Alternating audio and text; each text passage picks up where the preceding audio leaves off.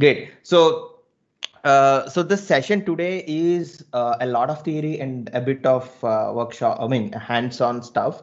So there are multiple ways to approach. I have designed in a specific way. 2 hours is too less for only Elasticsearch to learn because it's like an ocean. And even I don't know a lot of APIs. I stumble and I go and refer to documentation, even though I've been working here for 3 years, working on Elasticsearch for more than 5 years. So it's like it, and it's ever changing. So that's there.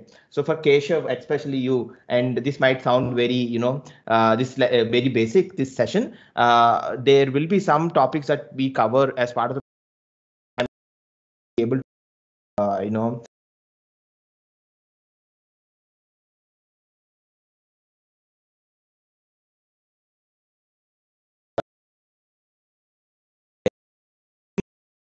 to the session. So I'll do some, some context setting, and then I'll also come and ask for questions. So if you have any questions, please keep writing into the chat. When we stop for the questions in 10-15 minutes, you can always ask me by unmuting yourself, but don't keep it in your mind. Maybe that helps you as well, so not to forget. So yeah, let's quickly get to the part where we have to learn. So Elastic is a search company. So we do search related things. The core of this particular technology is search. How we will tell. So for example, if you are searching for something on Uber and you put a point A and point B, you are literally searching. You might be thinking that you are finding a cab, but finding is again searching, and that search needs to happen on various parameters. Again, this is powered by Elasticsearch. Similarly, if you are searching on Zomato, Swiggy for your favorite dish or a restaurant for ordering food, again it's searching, right? It's a search technology. Similarly, a lot of people, a lot of companies, what they do is they kind of like use Elasticsearch to do one or the other. For example, I don't know that Tinder use Elasticsearch. When you do left swipe or right swipe, the partner profile comes up according to you based on the Elasticsearch decision, like search related to that particular point. So I think someone joined and then you were not muted. Let me. So I don't see organizers, but if Anbu, if you can mute, it would be great. Yeah, I muted y'all. Thank you. So yeah, so that's how it is. So basically, multiple people doing multiple stuff. We'll see how this technology, why everyone is using it, and what is the difference, and what is the special in this particular thing. So, like I said, Elastic is a search company. There are three things that we always look for. And if you're a consultant, if you are your own, if you have move between companies also, and your boss or a manager asks you, what's so special with this technology? Why is it not a Oracle or MySQL or a data or a MongoDB or something else? So the core thing here is speed, scale, relevance. So I'll tell you one by one. The speed is like whenever you search, you will get results much faster, provided that you have right infrastructure. So that is definitely there. Scale is like you could start kind of I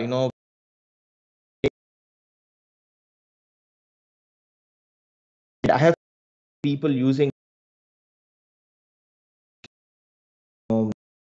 around a TB of data every day, and this is like kind of old stat that I'm telling, maybe like a year or so. They might have increased now. So similarly, a lot of people, a lot of stuff.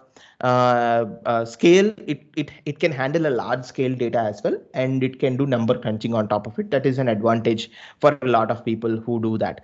And then relevance. So all of this by giving the relevant information. So we will see queries today. We'll see one type of query. Actually, in theory we will learn, but in practice we will see one type of query. Which it encompasses different types of queries and aggregations, which helps you to find out relevant information. Like you type for Paytm, you will only get Paytm, but not something unrelated. Or something different. So we will see how that is possible with this technology and what is so unique about it. So because of the generality of this the stack, we ourselves found like there are many other use cases, but then there are three specific use cases that people specifically choose Elastic Stack for. One is search, one is observability, another is security. So security, you might be surprised, but there is a reason. I'll tell you about that. So three specific solutions that are built on the same stack. Again, these are not enterprise products. These are free products, open source products. We just call them that way because people who see, for example, if I'm a DevOps engineer and then I come to Elastic and then I see it's like a search engine. And then I'm confused. How do I make the search engine work like a log analytical engine? So that is the problem that people used to feel, and then they feel like, oh, it's a lot of learning curve. So we want to reduce that. We want to make it easy for people. So that's why we have three solutions, and we are specifically building for these developers or for this. I don't want to call it as market, but I want to call it as like the segments or the areas where people can do specific stuff. So in the second session, in the second workshop today, we are going to look at app search. So which is like a search engine that is there. So enterprise search is not an enterprise search. So enterprise only search, it is named after that way because it encompasses a lot of things, like for example workplace search, wherein you have different sets of data, like data from Salesforce, data from Atlassian, Slack, Gmail, all these Drive box. So you crawl all the data, make a search experience for internal usage. Like suppose some people have internal portals, right? Company portals. In big companies, it will be much bigger. So for that app search, we spoke at like a search engine for your your Zomato, Swiggy's, and all these regular restaurants. Walgreens uses that. If you heard of Walgreens, is an e-commerce company in US. Site search is more or like a crawler for public sites. Like for example, if you see Prime Minister of India.gov.in, I just put that gov.in, and then like it will crawl the data and create a search experience automatically. It's a crawler, just like Google. And then, but it's not a B2C product, like it's a B2B product, but then people use it for public websites as well. So some examples are help.netflix.com, Twilio developer docs, you have site search. There are many. Asana, Shopify also uses app search, I think. So multiple people. I'm just going fast so that we can come to the real deal and then like complete, so that you have this knowledge of speaking everything when you're talking to someone, but then like still this is something about enterprise search that I was talking about. And more importantly, logs, obviously the popular one. Many people use it, and many people kind of look into all of this. So if you see we are doing logs, metrics, traces. Traces is application traces or application performance monitoring, uptime. Now recently user experience monitoring. Like if you are a web developer, you might have heard about something like Lighthouse, which does core web vitals. Like how is your SEO doing? How is your what do you call, whether the page is loading faster, how much time it is taking, first content full paint, full content full paint. There are a lot of things actually. So that has come up. Many things. Uptime is you're monitoring your APIs. We'll see if we could see some of these actually today. So this is about the third workshop that we are gonna do, and we're gonna see some UI there as well. So that is one another thing to look at. Now, we also have security, which is again an interesting thing because based on the community, again, this is an open source company, and then people started to push the stack towards using in the security area, like analyzing threats, analyzing events that are coming in their organization, finding out what's happening in their machines. So some people have built wonderful UIs like these called Resolver, and we ended up acquiring that company. It's called Endgame. So the company name itself is Endgame. It's an antivirus and threat hunting and anti-malware company. So security is also free now again. So that is anti-malware. So similar to McAfee's and all this CrowdStrike, those sort of areas. So this is one another interesting thing that has come up in all these things. But three solutions powered by the single stack, like I was saying from the first. So we are showing it as three solutions, but end of the day, it's the Kibana that is morphing into one of these. Kibana is the one that is changing and showing it that sort of a UI. Okay, and more is going to come in this area, but it is all powered by a single developer stack, which is Elastic Stack. Again, a lot many people might be using, when I say Elastic Stack, maybe it's new. It is no different than ELK. I see some hands rising in between. What I'll do is like I'll stop for a while. I'm just going so that I complete this sort of part, and then like take questions, and we will have more slides where there is more technical discussion needs to happen, and then I'll stop again at the slide level as well. But keep your thoughts and make sure that you write it in the chat if you have questions that needs to be answered as well. um uh okay, so specifically Elasticsearch is the core of it, everything. So we call it a stack. Some people call it as ELK, Elasticsearch, Logstash, Kibana, leaving Beats out. I'll tell why they leave Beats out. Maybe they might not be aware, because the problem with Elastic, I'll tell you open, we develop very fast. We change things very fast. We release things very fast. We release every quarter or 2 months one release, which is like a major release. Even for me as an employee, it's really difficult to learn some of the things because they are awesome and they are solving a great problem, but also it's so some I think I'm Elastic only, but all those are also there that we discussed, plus Beats. So Beats and Logstash are your ingestion technology. Like these are the things that will pull data and push into the Elasticsearch. Not specifically maybe for the search products, because search products operate on the API, and they do crawls by themselves. There are API driven, and application developers will build top of the search engine. But definitely for the security and the observability product, like the DevOps areas and the threat hunting areas, they push data through this. Like for example, Logstash has a syslog plugin which will pull data from the syslog server, or for example, this Logstash has several Polar plugins, which filter plugins. So Logstash is generally like a ETL. If you have ever heard of ETL, and you would have, if you are in the 90, if you are in the 2000s, early 2000s or 2010 area, ETLs are like today's cloud platforms. Everyone want to learn ETL because ETLs are extract, transform, loads. These are the things that people used to do all of that. So that being said, Logstash used to do all of this extracting, filtering this data using plugins. Logstash has more than 350 plugins. Again, open source, people love it, and then that's one way to look at it. Then Beats is a bit different. Logstash used to pull, Beats will push. That means Beats is like an agent that you install on a host, and it will push data out of the place to Elasticsearch. Okay, so that is what Beats does. I'm not going to deep into each one of this because again we will have the workshop and then we will talk a bit about that. And then you have Elasticsearch and Kibana.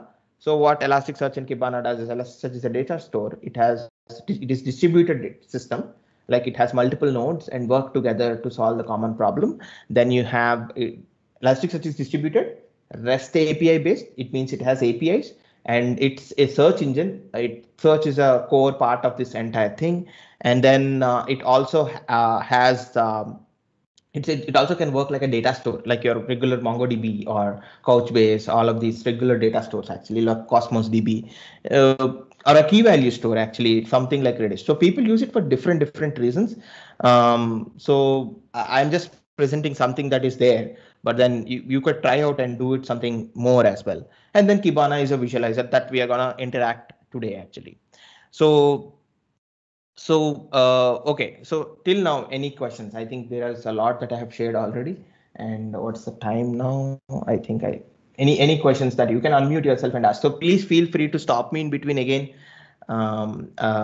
We need to talk because unfortunately this is virtual. Yeah. Any questions? Keshav saying good recording of the session be shared. Yes. Organizers.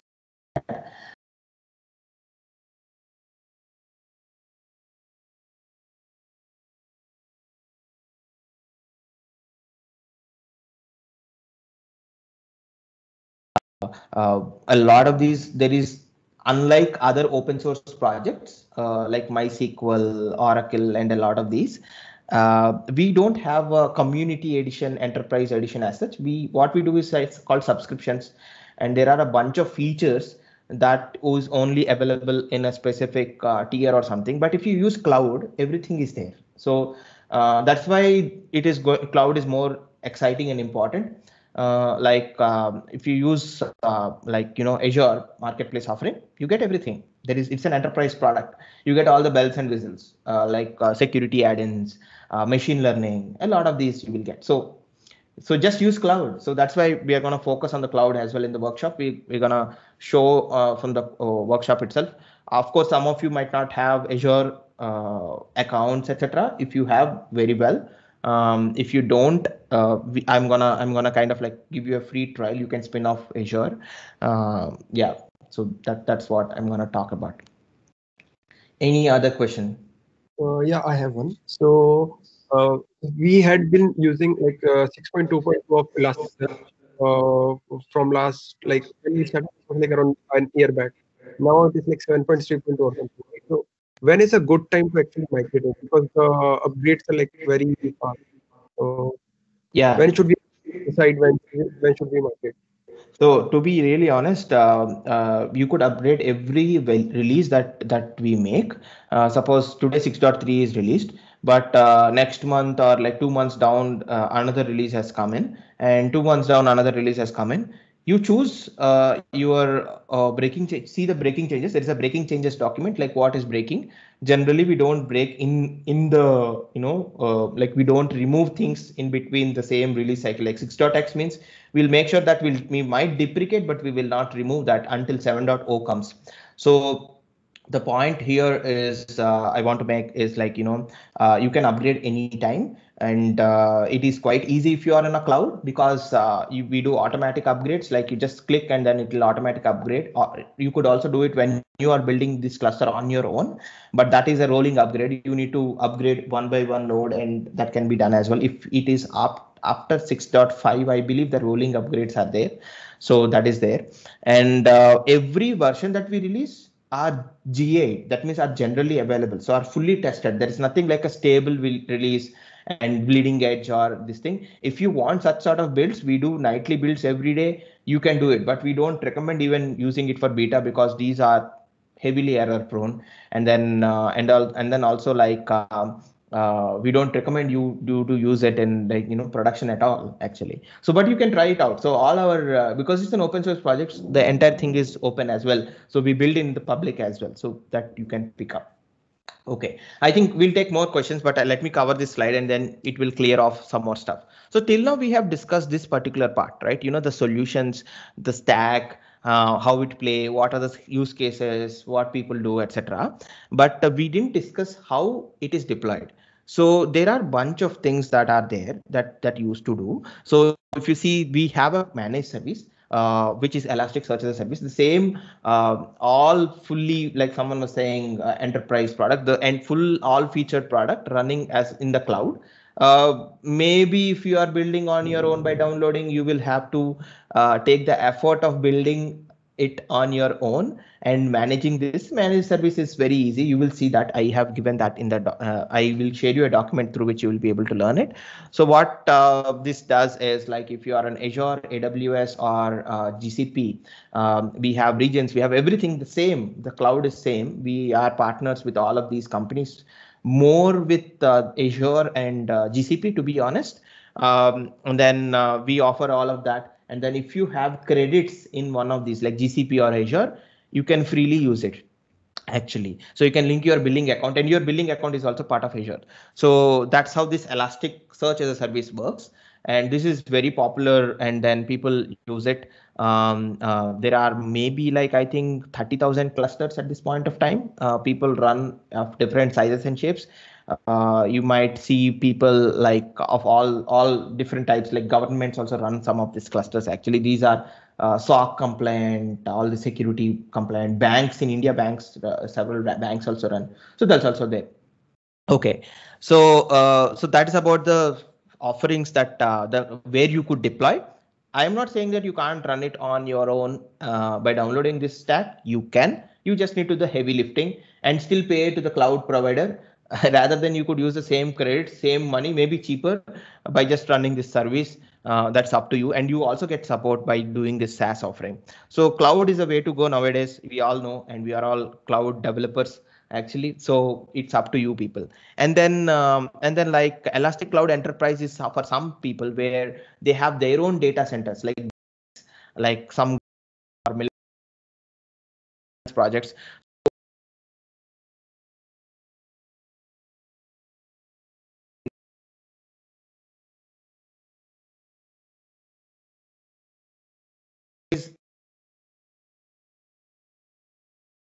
Oh, it's an enterprise product. No, no, no, nothing like that.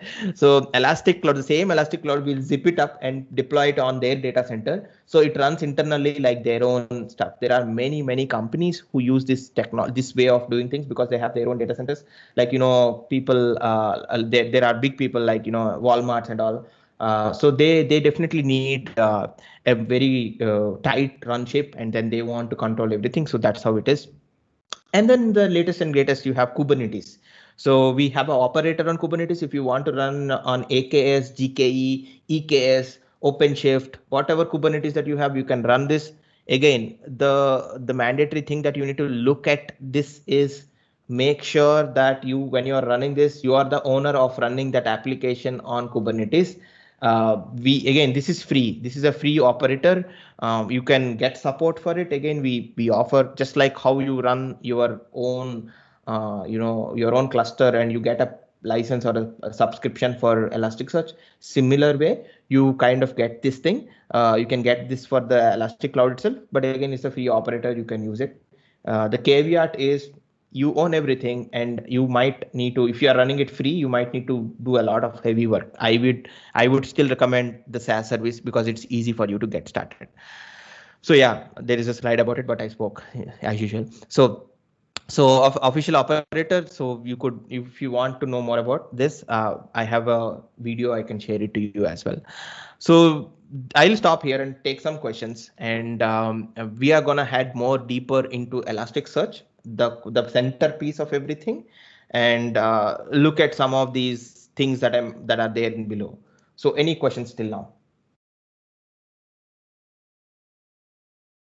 You can unmute yourself, Keshav or Jasmine, if you have questions. Please feel free to. I just wanted to ask how good Elasticsearch holds CAP theorem. CAP theorem. Okay. So I think there is a specific document that you could look. We are not a RDBMS system, relational database management system. So we don't really compete, or we don't call ourselves as like a database. We are a data store. So there are differences, very huge differences between doing that. But then people have asked this again and again, and they have pushed always to kind of like make us this decision of, okay, I want to run Elasticsearch as a database. I don't know. Tell me how. So that's why we have put up a page here. It's called resiliency or data store recommendations. So you could go and look at Elasticsearch resiliency. So resiliency status. So through which you will see all of this, what we recommend for a data store. So if there are any issues, we also show that what are the issues that are ongoing, what are the issues that are completed. Most of them are completed. Very few issues that people report from a database perspective, like say my database offers me this sort of reliability, my database offers that sort of a thing. So that is also is being done here. So we don't give a number to the CAP theorem, like say 3.5 or what do you call, or 2.5. Cloud Spanner is the one that I think has more number of the points, I think. So but then like we don't offer, but then like people use us, and then we have a page, and then yeah, you could enable a DR like snapshot store. Now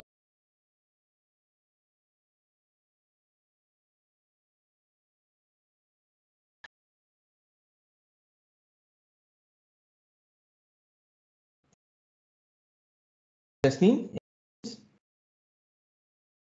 if you don't have, please yeah. Okay, if you don't have, please raise down your hand. Otherwise, like we are good. We'll quickly go ahead and see some more stuff. Okay. Any questions till Advin, now? just Any? yeah, hi, just a quick question. So, is it? I mean, I think it's a very naive question, but how do we integrate that into our web application? Like we have a database on which we want to search, or is that the main thing when we use the Elastic Stack? So this is one another use case. Suppose if you have a MySQL, if you have a RDBMS system, and you want to integrate that with Elasticsearch, like sync the data. So Logstash has, that's where. So syncing the data is something that is coming into the data operations, right? Like you want to ingest this data into this. So you need to look at the bottom part of the stack, like, Logstash or Beats. So Beats is more of a shipper. You can't do anything because RDBMS is not like an agent that you can pull data from. So JDBC, using JDBC, there is a JDBC plugin in Logstash called Input JDBC, and you just need to use that plugin, write your query, and pull the data. This is one standard way that people do it. If you are having something like a data store like a MongoDB or say other databases which has APIs, we have some of these connectors. There are open source connectors also where people are doing that. So I can guide you some stuff, and then like you can So basically the flow is that Logstash we use to inject the data, and then the Elastic will actually do all the churning of the data and showing the query. So that's what we're going to look at. I mean, if you give me some time, and I think some of these answers also will be filled up. And then don't worry if you are not able to like think that, okay, maybe I will not be able to do this workshop. And if you're looking for that, so I have a basic guide that I have set up. So I will ping you in. I have given that link. So please download that. That's basic. Again, whatever I'm telling is much lesser than whatever I have pasted there. It's a setting up a cluster, and then like starting up with some CRUD operations, and one query and one aggregation. But here you will see more, and I'll also share this presentation. This presentation is already available, but I'll share this again for you people, so that you can also have this. So don't worry about the stuff that you're not learning, but there's a lot of theory. It's a choice that I have to make. Either make you people struggle and do that stuff in 2 hours, or teach you, and then later you can struggle and ask me questions anytime. Okay, so please keep that. Okay, great. So let us quickly get into some terms. Many people might be knowing this stuff, like, but for the people who don't know, this is something that I want to do. And there are different jargons that people call shards, indexes. What is this in Elasticsearch? If I have to learn a technology, there is a bit of terms also, right? So that is what we're going to learn a bit. So cluster, again, everyone call Elasticsearch as Elasticsearch cluster, because it's a group of nodes. You have multiple machines, like say take Azure VMs. Like you have multiple Azure VMs working together and forming a cluster together in like a star topology, and then make this the cluster. So that cluster is Elasticsearch cluster. So for example, you have multiple nodes, each node communicating to each other. So that is how Elasticsearch cluster works. So I believe that is I mean, if you have any questions, again, write it in the chat, and then we will take up. Okay, so and then like when I say this node, what is this node? Is it a container? Is it a Linux VM? Is it Azure VM? Because Arvind said Azure VM, every time it should be Azure VM. No, it can be anything. So node is like a single server. It could be your laptop as well. And even in your laptop, you open your command line instance, and you open 2 command line instance. One place you run Elasticsearch, other place you run another Elasticsearch. It becomes a 2-node cluster. That's it, because it is spawning 2 processes. It's thinking that it is running 2 node under the same subnet, because my laptop is under 127.0.0.1, right? So local internet. So that's how it works. So a node is anything. It could be a container, it could be a VM, it could be in your data center, or it could be any cloud VMs like Azure VM, or it could be your EC2, it could be your GCE, Google Compute Engine, anything. Remember, the catch here is to be it's better because it's a distributed system, because it is communicating to each other. The best communication happens when the network is very good. When the network will be good, when it is under the same subnet. When you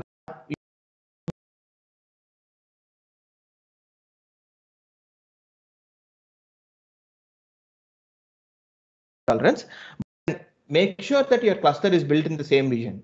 There are people who tried that one node is one place, another node is another place. No, that is not right way. So you need to build this cluster in one region, and then you can have cross region clusters, which we call as cross cluster replication or cross cluster search. That can be done. That is something that you get in a cloud. Like you have inter-region, that eBay, for example, have a cluster in APAC, EMEA, and US. So if a cluster gets down, the traffic will get redirected to a different cluster.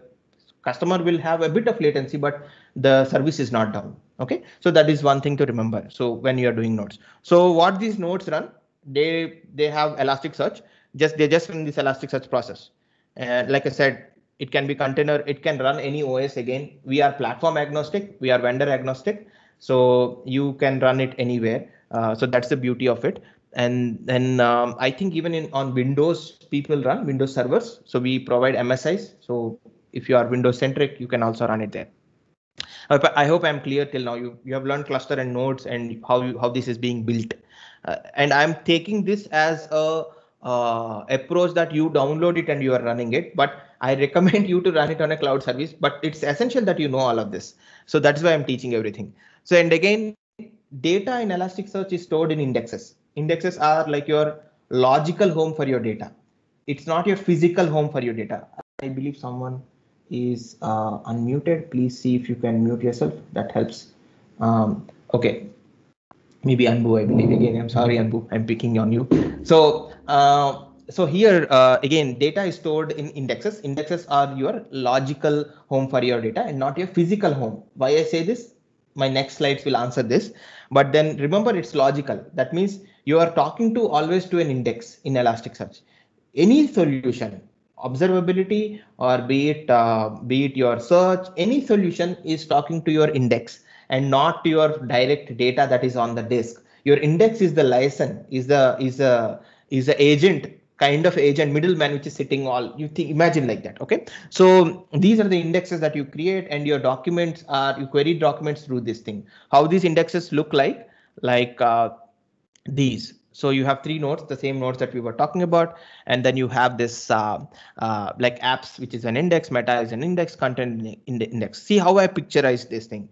Index will not stay in one place. Index will spread across multiple nodes. That is how the fault tolerance is achieved. Suppose if I remove this node, the data is still spread across multiple nodes. So you might ask me, Arvind, what happens to the data? So that is where the shards come into play. So I'll tell about that. But then the indexes are spread across multiple nodes. It can be so it can be like in two nodes, but it will try to achieve that ideal the fault tolerance, at least one replica kind of a thing. If you don't, you will see the like it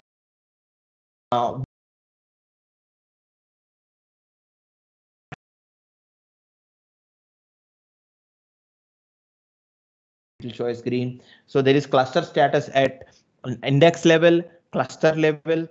Like the index level status, there is something, and the cluster level status is something. Like all the nodes, like two nodes are yellow, then the cluster status will be yellow. One node is red, then the cluster status will be yellow. The worst of this cluster status will be worst of the node or index status will be reflected as a cluster status.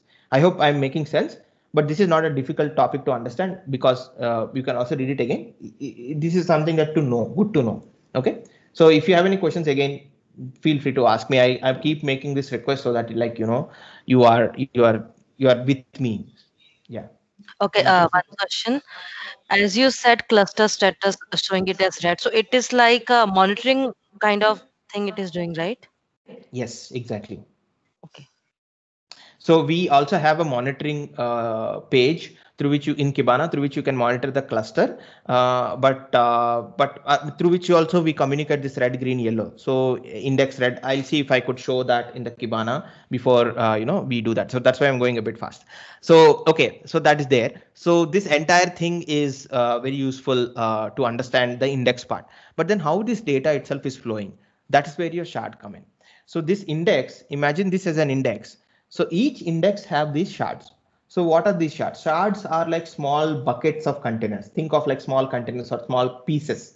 So if you have 1 GB of data, and I'm just all these numbers, this is not, you know, standard. Okay, I'm just telling, if you have a 1 GB of data, and then if you have 4 shards, and imagine each shard is 250 MB, and the data would look like this. Like, you know, each shard you have 250 MB, and then this data parts are moved to each different node. Okay, now you have ABCD. So ABA is in here, BC is in here, D is in here. Okay, these are shards. This helps you to you know, mobilize the data into different things. These are physical data.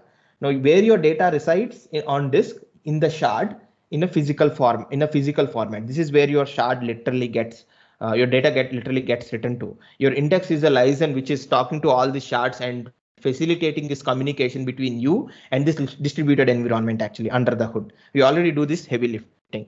This is where the question further comes in, how my data is saved. So that is where this primary shards, replica shards come in. So in these shards itself, now I'm talking about only these 4 shards, right? Where each shard is 250 MB, and then together it makes 1 GB of my source data, like the main master data.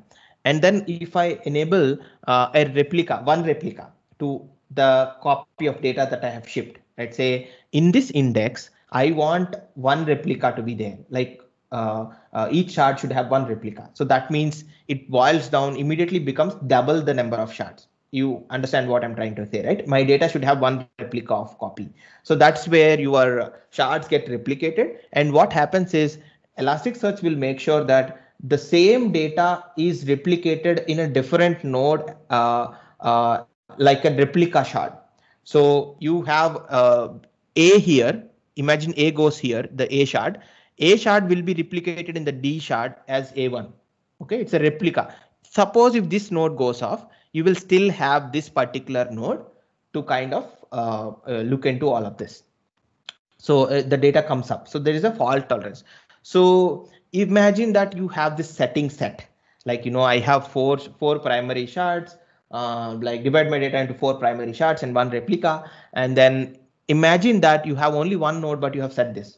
Where will the data go? The data will not go anywhere. Then the cluster will start, you know, raising this alarm of saying that, see, I'm not able to replicate the data. I'm not able to replicate the data. And that is what is called, again, is a cluster status. That is what is given as a red, okay, or yellow. Okay, so that is how, again, there are different ways when it shows red, when it shows yellow. We'll not get into it because it might take another good amount of time. So I'm not going to do that. But again, if you want, you can always read it. There is exhaustive documentation on all of this actually. Okay, so this is the part wherein you need to understand, how do I set the shards? Don't worry about it. There are guides you can guide with it. So you could learn about it. Because you understood all of this, you could do this architecture by yourself. If you go for a cloud service as well, you can set this automatically. So now what we are doing with observability solutions and a lot of these, we manage. We are saying,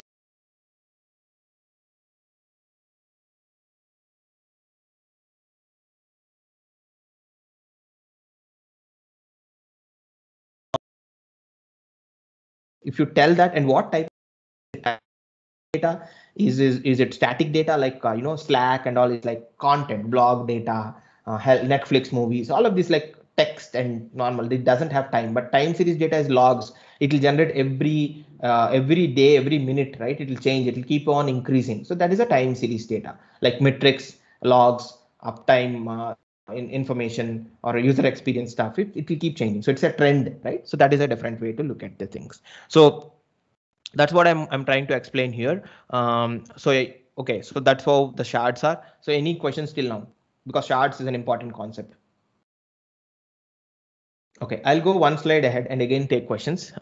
So again, when I say that primary shard, replica shard, these are the responsibilities for this shards. So when you have primary shard, it is responsible for creating, update, delete.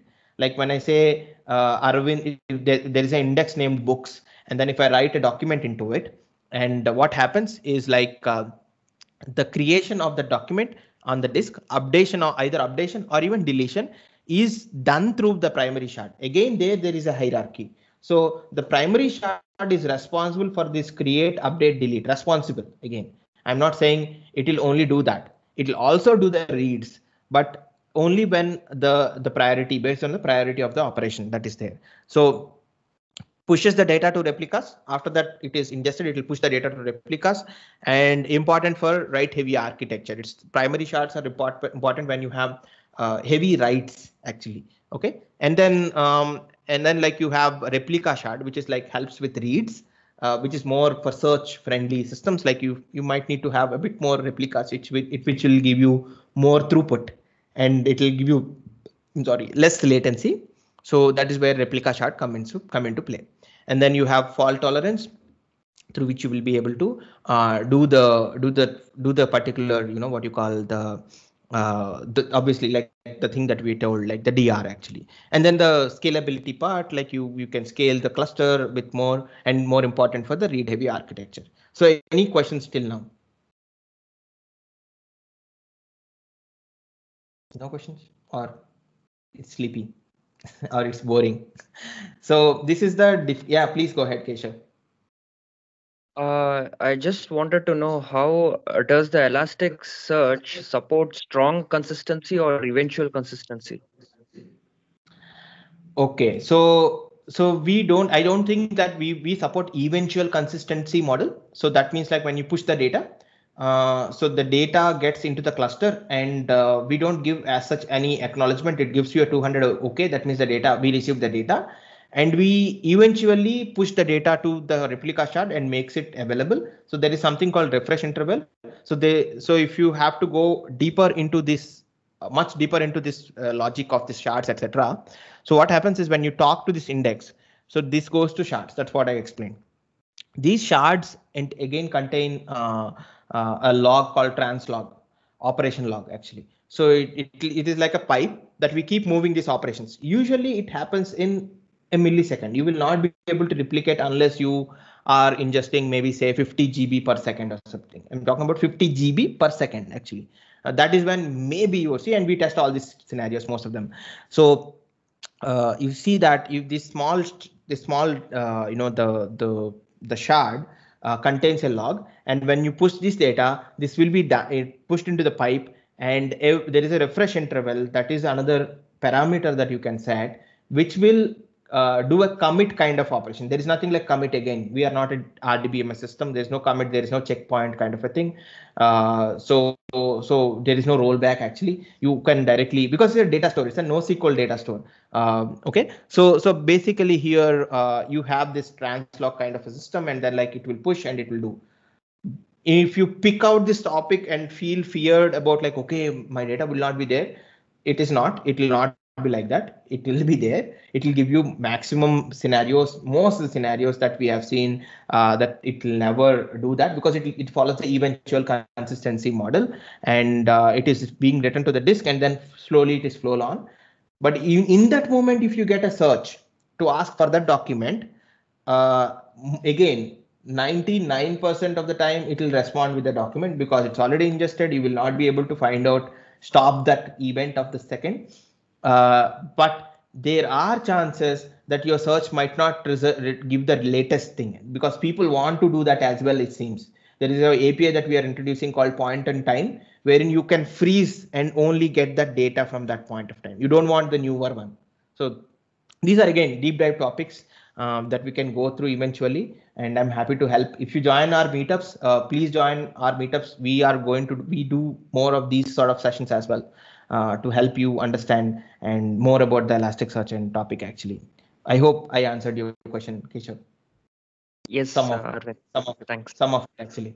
Okay, so what I'll do is like any more questions. So others, if you have any questions, please ask anything. So don't wait for me. I have given the document. You can also parallelly start on that, but I think like the theory is very important for this particular workshop as well. I think we have 1.5 hours or something like that. So we have 1 hour, we can still do it.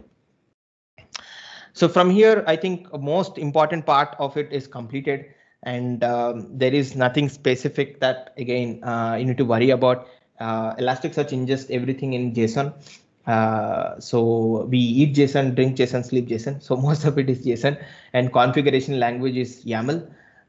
So here, if you see, whenever you're ingesting the data, you're ingesting in a JSON format. So how do I make JSON then? I think, should I convert everything into JSON? How do I convert my images? How do I convert my this and all everything? So we have connectors, that's why we have connectors, Beats and Logstash, which will ship data into JSON. And then you are looking a search product where you want to ingest images or something else, PDFs. There are plugins to do that. You could also convert your image as a blob, binary large object, and store it. So all of this is there, and we have also brought in support like for image vectors. Suppose if you have an image and you want to do some sort of operations on that image, like machine learning training and all, we can do that as well. So that is also there. So overall, till now, whatever we have discussed is in this format. Don't get confused with this indexes only in instance one. That is just for representational purpose. That is why I made sure in the previous session that the indices and charts are spread across this thing. But then this is what is the hierarchy looks like. Any questions till now? No questions? Either you fully understood or you didn't understand anything. Anything that you have, please ask. We will see if we could, if that is coming in the next slides or not. Make it informal, guys. I think like don't worry about anything. Just ask if you have any questions. Arvind, the slide which you're sharing, right? I see that ID ABC 123 XYZ 456. So have the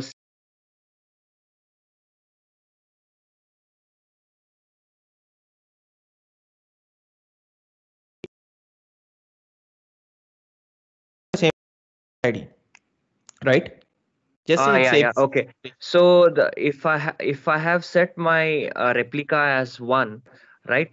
So the document ID ABC123 would be also stored in the different shard, right? Under a index. Yeah. Okay, I just want to confirm that. Yeah, it will always happen. Good question. I think something that I want to cover in the next slides is on this topic actually, and I'll explain you actually. We'll get into the next one. So again going ahead. I have one question. Yeah, go ahead, please. So can you just go back to the previous slide? So one thing before anyone asks, like think about asking more questions, I don't worry about this parameters. I will explain that. So this is just for representational purpose. This is not for this is not the right thing to look at. So I'll show you more about this document. Yeah, please go ahead, Shashank. So in this diagram, like we have an index called books. You told it will be actually divided into shards when storing, and there will be some replication shards also in order to maintain fault tolerance, correct? Yes. So what impact does number of shards have? Like let's say one of my index grows to like some bigger number. Let's say usually it is 50 GB, but that index goes on to, let's say, 1 TB. So like what should I do? Should I create like a bigger number of shards, or like how should I handle that? Okay, first of all, I would like to tell you that you would never tell what is the shard size. I mean, you can, but I think I don't recommend. No, not shard size. I'm saying index size is 1 TB. So should I? So let's say initially I created 3 shards. So now the size is growing and it reached 1 TB. Okay. So should I increase the number of shards, or 3 shards only can take care of my query? Like how does it work? Okay. So that's where it boils down to what do you expect? So for example, if you have, when you started with 3 shards, you are getting 1 second response. Like you are kind of like, as soon as you ask a query, it is returning. Even though you monitor or not, it is better. Think that for the human eye, you are feeling it better. But as it became 1 TB, it has become slower for some reason, right? And then shards can play a role to improve that throughput. So shards are your instrument to throttle the request response timeline and doing that actually. So if you have 1 TB, I don't know what is your timeline. Say if you want to make sure that the throughput is much faster or give the same time. So if your emphasis is on more queries and more readings, right? When you want to do more of that, I mean, like I want to do more searches, I want to do more aggregations, queries, etc. Then you need to like scale these shards to a much better value. Like say increase the replica count, maybe increase like another one. Like if you have 2, make it 3. But that also increases the amount of storage that you have, that you need to, because it is increasing the size and giving you that faster access, right? So that's how it is gonna work actually. So Arvind, will it so if this way I do, so it will decrease my read speed maybe, but like will it impact my write speed? Like will that be increased if I like make more number of shards? So I hate to say this, but actually this way it works. Like not ideal.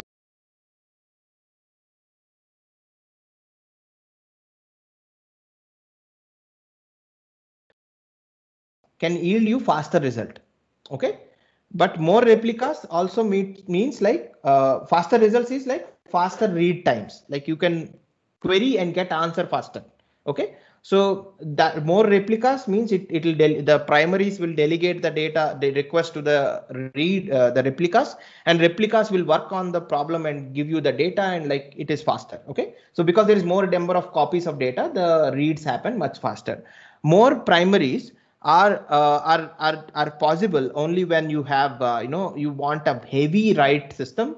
Usually in regular data, like every day you are ingesting like say 20-30 GB of data, probably you are ingesting some 50, maybe even 100 GB of data. 1 or 2 primaries, I mean like 1 or 2 primaries should work ideally. It's not a problem. If you're exponentially growing more and more data, then you need to also have a strategy to have good write experience. Otherwise what happens is like you get this, probably someone was saying circuit breaker. You might say like, okay, wait, I'm still trying to ingest the existing data and I'm not able to, my pipe is already tight and I can't push in more, so the request queue becomes more. And that's when people start to modify these settings and change that without changing your shards, without changing your cluster. So it's like you are pouring more water into a 1 liter bottle by forcefully, even though it's saying I can't take in anymore.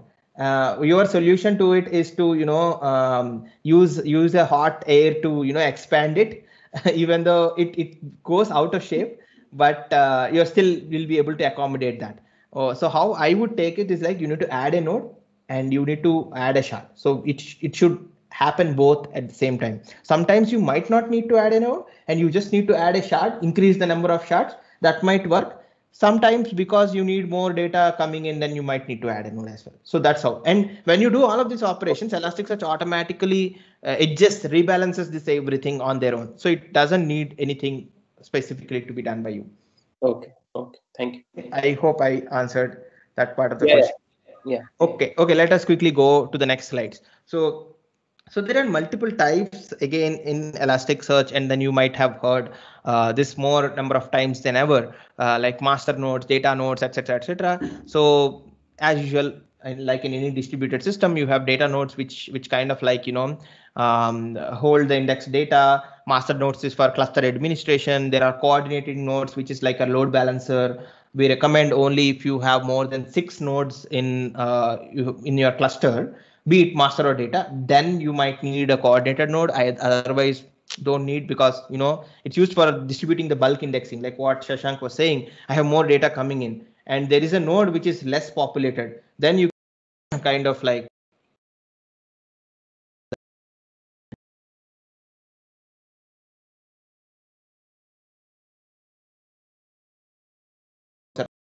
so that is one thing to like it has some ingestion technology. So you can think of it like a log stash inside Elasticsearch cluster.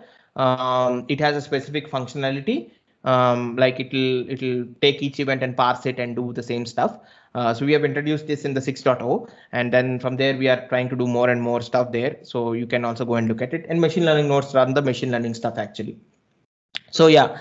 What is that I want to tell you? Okay, so here is the stuff. So you have master nodes, data nodes, and you have the coordinating nodes. The important thing comes up with people is like the split brain situation. and people say like, okay, my cluster is having no master and there is some problem and the data is lost, etc., etc. After 7.0, this issue is fixed. You have a new cluster coordination layer that you might or you might not need to learn. If you are building this cluster on your own, you need to do it. Otherwise, we will make sure that it never happens because we have some settings that helps you to do that. So what are the settings? There is some setting called minimum master nodes. Earlier, what used to happen is the master is selected by you and there are some settings that you need to do. But now what we are doing is like you can select. It's like an election process. You select. You can select like what agents can vote, what nodes can vote, and it automatically decides what is the master always. So if you say that 5 nodes are master eligible, every time a node is down, the other guy will be from out of the other 4 people, 4 nodes, right? I'm just saying like people. So 4 nodes, one will be elected as a master based on the voting thing that happens between the data nodes and master nodes. Okay, so this is automatic and this is simple, and this we have made it more robust, and we also got it certified by the RDBMS the consistency people, so that like there is a specific framework to do this. So we are certified actually. So now that issue is fixed. So if you are ever heard it is fixed after 7.0, go and read about it. That's one thing to mention here. So again, many people ask, is Elasticsearch powered by a RDBMS system? Is Elasticsearch doing that? Is Elasticsearch doing this? So actually Elasticsearch is powered by Lucene. Lucene is a full text Java library. It's an Apache Software Foundations project, and we are actively contributing to Lucene. You could also go and become a committer. A lot of people in Elasticsearch, in our company, are part of this project and they do all of that. But why Elasticsearch has come out, because Elasticsearch has APIs, it's easy to use, it has its distributed system. Lucene is just like a jar, like you use a jar in your Spring Boot application. It's just simply like that. You just drag and drop it and use it. People build, like for example, there are several search engines which still work on Lucene, eventually being moved to Elasticsearch, but they used to work on Lucene as well. So they built this own Elasticsearch by themselves and over a period of time actually. And I'll quickly go through this slide because it's easy. So talking to Elasticsearch, you could use something like curl, or the regular curl call to APIs, etc., because it's API driven, or you could use these clients. We have these implementations of these APIs in each language, like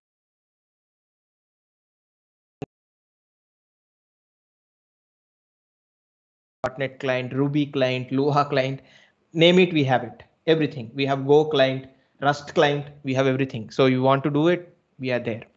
And then you have this Logstash and Beats, wherein you have like obviously like these are people like me, we're lethargic to pull data. I will configure this and this will ship data to Elasticsearch. So these are the ways that you could talk to Elasticsearch. I hope I'm not going fast, but I'm trying to explain things in place actually. I just want to complete some stuff and then again take questions. So till now we have seen these things, right? Nodes and all. So can anyone tell what are these P0, R0, P1, P2?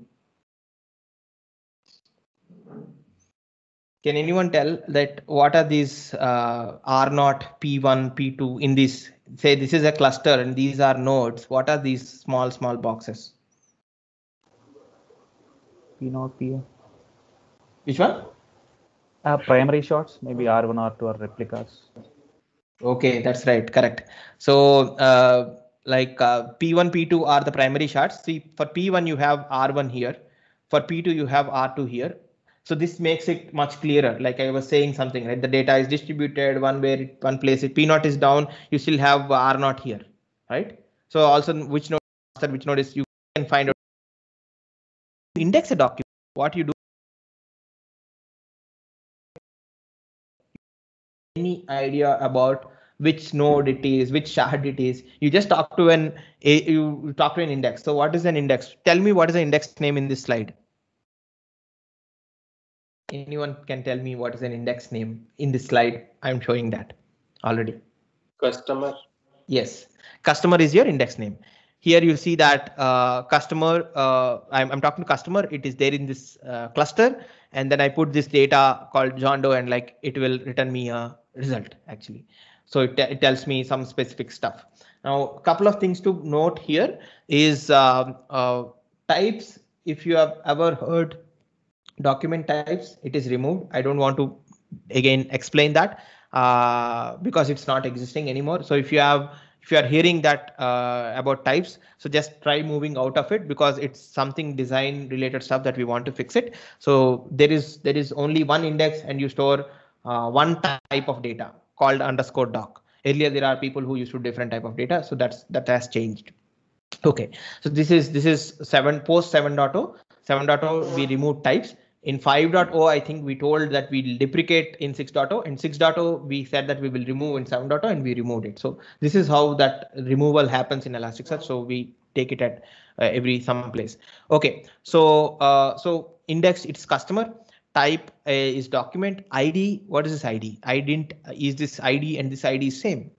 Yes. So if you give the ID here, it will take that. If you don't give the ID, we will generate one. If you want a logical ID to be generated, like say azconf hyphen some number random, we will also do that. So you can set all of that logic actually. So that ID is thing. And this is not primary key. ID is not like a primary key. This is for internal purpose that Elasticsearch will use it. But this is not an equivalent of your ID, what do you call your relational DB's primary key. Any field can be a primary key. Any field, through any field you can search in Elasticsearch because it's a NoSQL data store. And then version. So this is again not your rollback checkpoint, that sort of version, not the document state. Every time when you upgrade, you can do 1, 2, 3. You will see the versioning getting upgraded, but you can't do the MVCC system. So MVCC system is like you can use that version to roll back to the previous state of the document. We don't offer that sort of a stuff. Reason being, we are not a RDBMS system. We offer in a different, we do a different way. What you can do is you can snapshot and restore the cluster to a previous state. That's always there. Another thing to look at is yeah, I mean that's more important points to look at actually here. So any questions here? You have questions, you can raise your hand, or like, I mean, I'll stop in between, but any questions till now? Or if you feel even like, kind of boring, let me know. I think there are some questions. No? Okay, good. So let me quickly, if you have trouble with the session, I think you can reach us out, or the organizers. I might not be looking at my email, but organizers are looking at, so probably you will get. So make sure that if you have any problem, like, please let us know. Okay, stopped. Great. So here, how do you insert this data? So till now we were talking about the data, and then how this data is being stored. Like I showed you that a specific document, it's not scalable to insert data like this one by one, right? It will go through the entire request response cycle. So we have a bulk endpoint through which you will be able to index the data in a single shot. And again, these are operations executed in a sequence. You can tell which operation is it, index or create or delete or something. For create document, you need to follow with a document. For delete, you don't need to, because it's just deleting a document based on its ID. And then you have update, etc., etc. So you can do all of that easily. So it's just a simple API that I want to showcase. And another important thing that people keep asking, even though I tell like you don't need to worry about it. And with quote, I want to tell you that this is not the recommended way, and you should not change this. Otherwise, you will lose your data. It's like, where will my data go? And so how does it work? So what we do is like we take a routing ID, which is your document's ID, and if that ID should be unique when you give it. If you are updating the same document, every document with one, we keep updating the same document as usual. Like one is given and you write one data, we'll update that. If you say one and say another data, we'll update that same one document.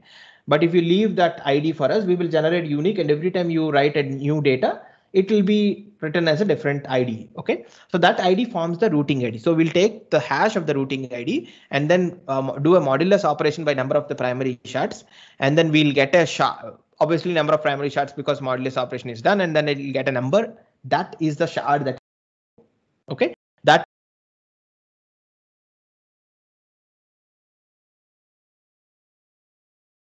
the primary shard. Okay, so that is where the primary shard will again ship to the replica shard. So this is how the data will follow. Why people ask this is like they want to route the data to a specific node, and they try to change this routing ID or try to make sure that the data always goes to a specific node or a specific shard.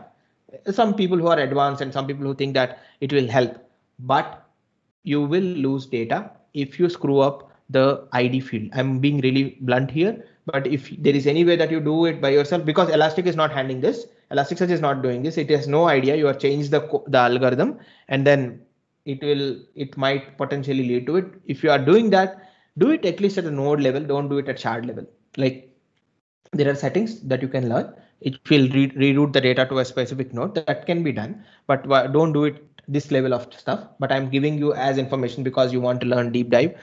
Otherwise, I generally don't cover this slide as well. So the last, we have only like, I think maybe I will take another 10 minutes and I'll complete, and then we can go to the stuff. So I want to tell you that Elasticsearch, when you index the data, it'll kind of like automatically figures out what is the data type. Okay, so what do you think when I put this document into Elasticsearch, what would be the type of this data? What will be the type? I'm asking the data type. Integer. Okay. Number. Any other guess? Number. Okay. Any other guess?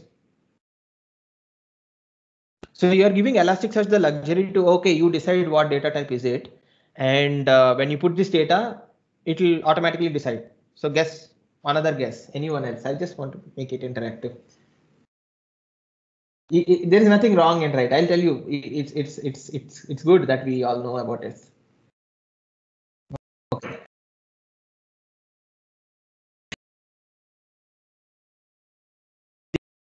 This taken as a long actually. So the data, when you look into this mapping, it shows as a long. Why is that? You have number, you have other stuff. Why is Elasticsearch taking, whether it doesn't know or whether it is so not intelligent to decide this thing? So people will ask all of this. So first and foremost thing to understand, Elasticsearch is schema free, not schema less. So you have a database schema, right? Every database or data store will have a schema. What NoSQL databases, data stores or other people have done is like, they have promulgated this thing, throw data like anything, and we will make sure that things happen. Yes, 100%. Even for Elasticsearch, you can do that, but you're leaving that for something else. So the data modeling is very important even in this place, because you're optimizing for speed. Here you are looking at a search engine which you want to deliver results in a limited time, and you wanted to you wanted to crunch the data and give you the data, right? So suppose you have something like count and it is showing as long, which is wrong. You want it to be, someone wanted to be an integer, someone wanted to be a number, I wanted to be maybe string. So it depends. I assume that, but Elasticsearch is not assuming that. It is giving long because it's saying that integer. So let me allocate a bigger number. So I see a bigger number, so I'll allocate the larger one so that whenever they use that, and I will use that. Similarly, if you ingest a floating point number, it will take as double probably. It will not take a float. You know that it is a float, it will limit to this number of numbers after that, and it doesn't go, but it doesn't know. So this is why mapping is very important in Elasticsearch. If you want the data, you need to define this. And this is where also other people will think that, okay, then I'm now bound by the schema. I can't change the schema. It is not like you can't change the schema. You can add another field. Tomorrow, if you want to change a particular data type, you add another field.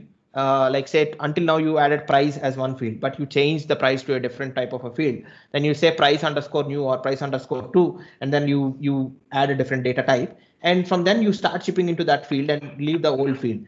If you still want to, change the data type and do that, you need to do a reindexing of the data, which will take, for larger data sets, it might take some time, but you have to do that. So that is where the thing comes into play. But if you want better search results, if you want to do better throughput, you can define it. But again, because are a lot of people who might take it very wrong. For logging and all, if you're using something like FileBeat, if you're using Beats, or if you're using Logstash, we make sure that these are created. If you give it to the entire product stack, and we make sure that the experience is right. Suppose if you are ingesting a specific log or a specific, say, AWS CloudWatch data, we know how CloudWatch ships data into a specific, for a specific software. We will parse and we will create this thing automatically. I'll show you in the Kibana as well to that. Okay, so this is something to remember. Make sure that you think of it. If you are creating a search engine and you want to access the data, if you are ingesting some documents, if you are creating an e-commerce search engine, it's very important. So we are entered to the final thing. I will not trouble you more, but I'll give you the last one. So here you have full text analysis. So Elasticsearch is a search engine and we do search on the text. So how is that being done? So we created something called inverted index. So whenever the data, so here if you say that this particular field is text, right? I will give you some description and text. Then what happens is when you ingest here, it becomes a text, right? And then on the text, you want to ask just random questions, and then it should return, right? So that is where your full text analysis come in. And then what we do is organize them by using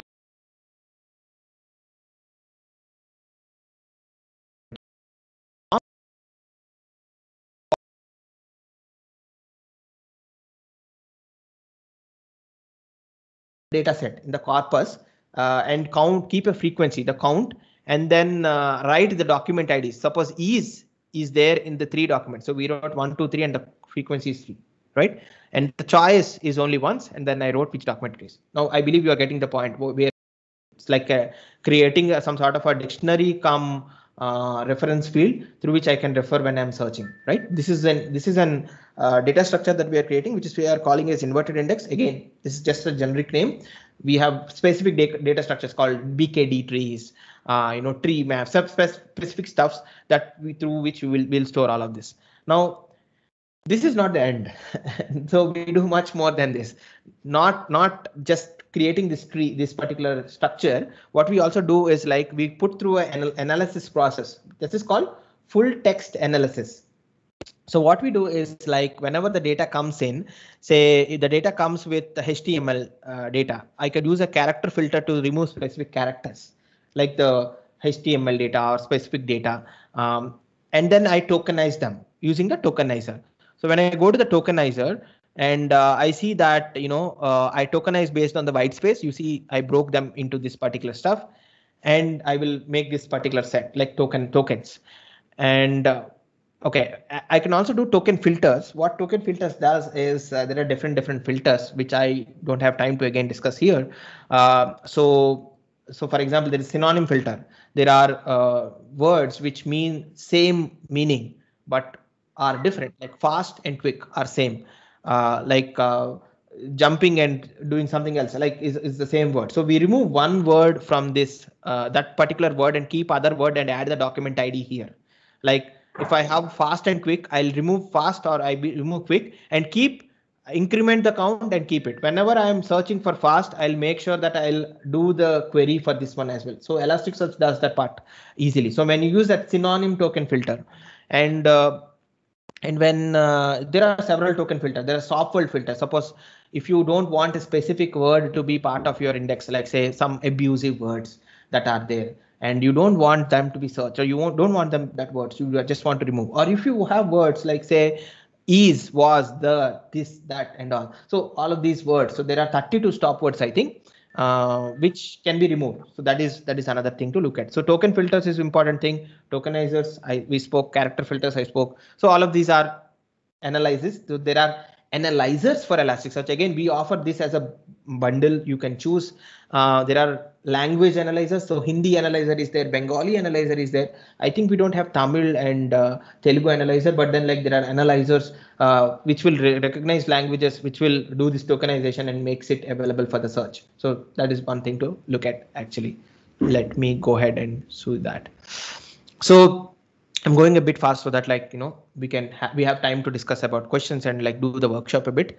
So here aggregations is nothing different but doing this sort of SQL type world. The beauty here is like it's a NoSQL database, but it does this aggregations like the number crunching as well. So that's where it has become more important, because you could do multiple different mathematical aggregations, like statistical aggregations with Elasticsearch, like date histogram, top percentile, etc. kind of a thing. So there are different types of aggregations, which is like metric, bucket, and pipeline or matrix aggregations. Many aggregations actually. So I'll simply give you an example. Let me show you. Okay. Suppose if you have a e-commerce store, and then you have different categories of products, and then you kind of like want to find out the average price of different product categories, like t-shirts, trousers, smartphones, everything. So then you can use bucket aggregation. So bucket aggregation will come. This is bucket aggregation will bucketize the data into different categories first of all, and then you can use a metric aggregation on top of bucket, which is average aggregations, and then like you can do average pricing. So this you are pipelining, you are putting one aggregation on top of another. That is called pipeline aggregation. So you have multiple aggregations, which is called pipeline or complex aggregation actually. So that means like you say that say in India SBI is there, and if I have multiple accounts in all the states, I want to first of all find out how many accounts are there per each state. And then I can figure out how many are in Karnataka. By using bucket aggregation, I can segregate into different states. And then I want to find out what is the average balance of each state, all the users. And then like I'll go and apply average aggregation. And then I want to find out how many are male and how many are female in this thing. Again, I apply a bucket aggregation, and I'll figure out into bucket. And then I want to find out what is the maximum balance in Karnataka, what is the minimum balance in and then I'll also want to sort it out. What is the maximum balance in India and what is the minimum balance and which state it is. So these are the types of queries that you could do, and which date the deposit is being made when it's maximum. What is the time that people are using? So you can ask a number of questions. So that is where these aggregations help. It does that number crunching. It gives you a perspective. That is where we are also getting really benefited as a company, because aggregations play a vital role in doing things like machine learning. So it's very useful for us. So again, yeah, that's what is explained here. And then I have also querying data. So queries and aggregations are two things in Elasticsearch.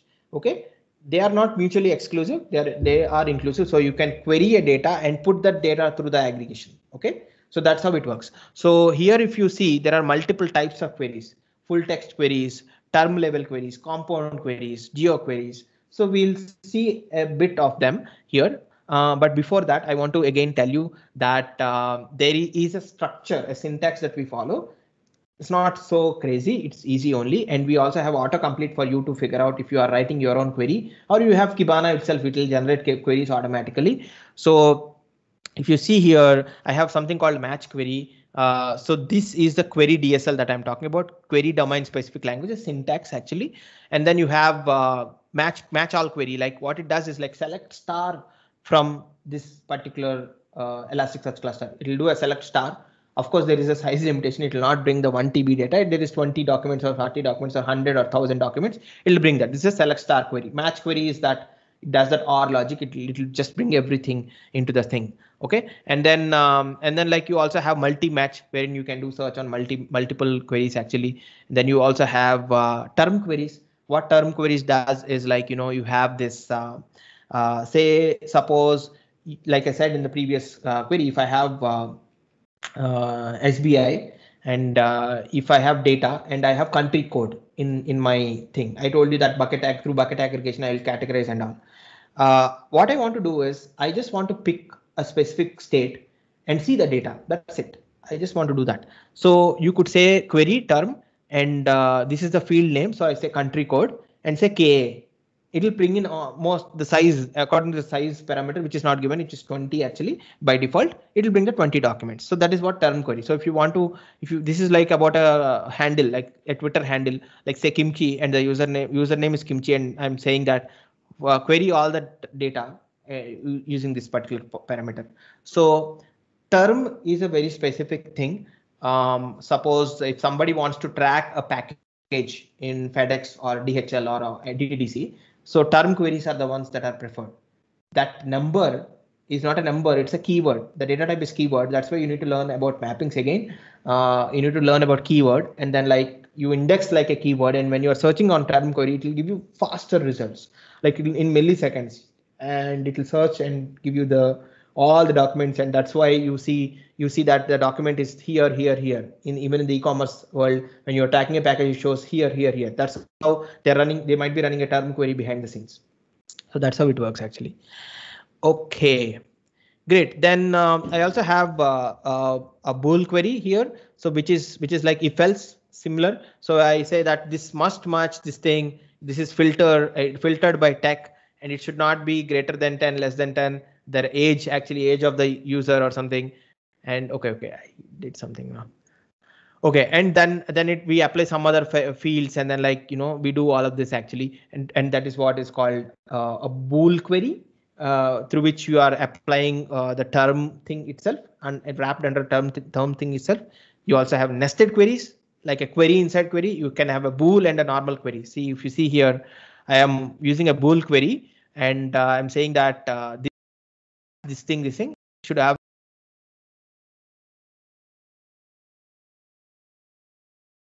types of queries. It queries itself is a workshop that we can do. But you need to know Elasticsearch to do the query workshop actually. So geo queries is another query that I showed in the first slide of this thing when I am talking about Uber. I will give you, so this is your coordinates. Say whenever you are doing Uber, they're filing a geo query, and then they find out the cars available, say relation within, say like in this geo, I want to find out. Imagine you will never, suppose if you are in Bangalore and you're trying to query data from, trying to find a cab in the railway station, you will never get a cab from the other side of the area. How do they do it? They create this geo shape, and they divide the geo into clusters technologically, and then in the Elasticsearch cluster, and then when they're searching into that area only. They keep a radius, and they find out where are the free cars, and they allocate this ride, and etc. So this is how this entire thing work actually.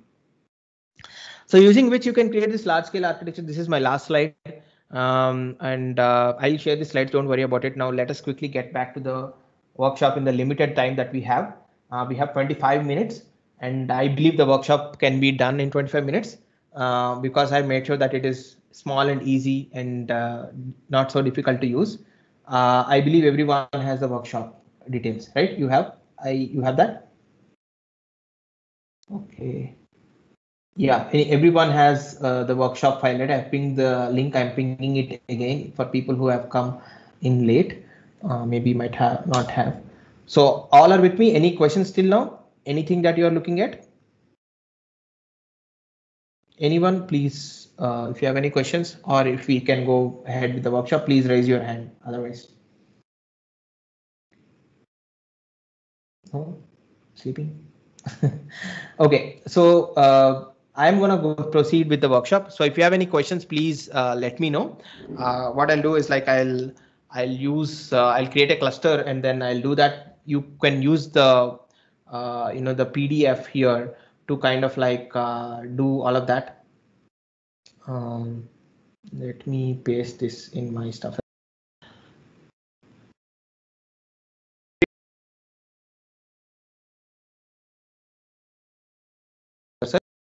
Like say I have this first of all, let us create a cloud instance, and then create a cluster. So by choosing this, what happens is you are eliminating the chance of building this cluster all by yourself, like and then advantage here is like if you go to the Azure Marketplace and portal kind of a thing, you will be able to kind of find out that it's quite easy for you to do it. Let me show it to you as well actually. So any questions, I think, or you are confused by this time? I have shared a lot of stuff, and that's why you're confused. I speak up, guys, please. I think we are nearing to the end of the session, and then I want you to tell me if you have any questions. No questions? No, Arvind. Okay, great.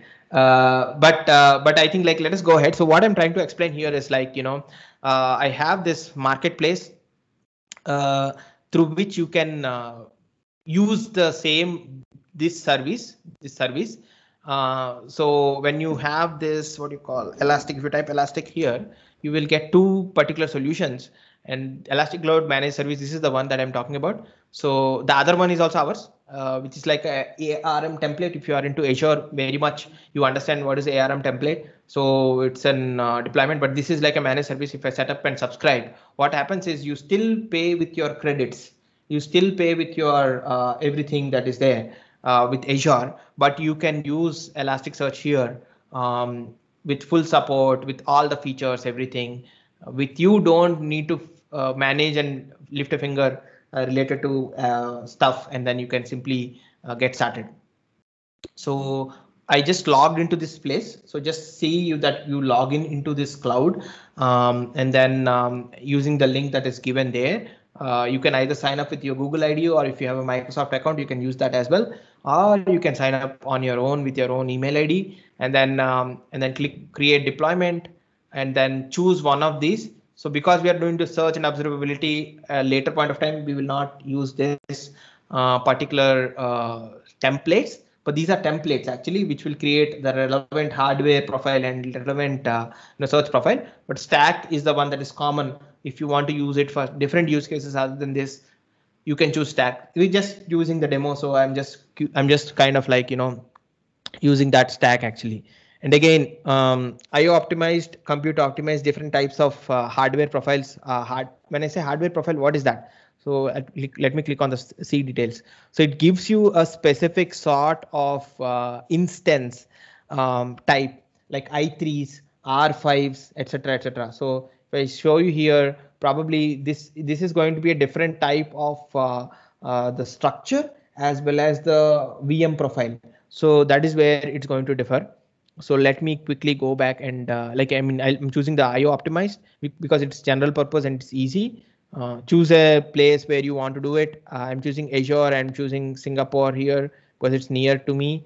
And then the available versions, 7.in is the latest one, so I'm just using that. And then I create azconf. So you could so azconf, and then like I could simply create deployment. In AWS, you can use, we are bringing in private cloud support, VPC support to every cloud that we have in Elastic Cloud in this particular service. Currently, we have it for AWS. You could enable that by traffic filtering. That means like nobody other than accessing from that network can access this particular thing. So we have a private link support to that particular thing. Azure is coming very soon. GCP is also on track. So here you also see that enable monitoring. I'll see if I could cover that as well. What does the enable monitoring mean? So while this is getting deployed, you will see a pop-up with the username and password. So make sure that you download that, or you can continue without downloading as well. It will take, but you will lose. If you want to do something else, you might lose that credentials. But if you click Kibana, it will automatically take you to the deployment rather than looking at these things. So I have already created deployment because it will take 2 or 3 minutes. I have created deployment. I'll click on the deployment and then on launch. Automatically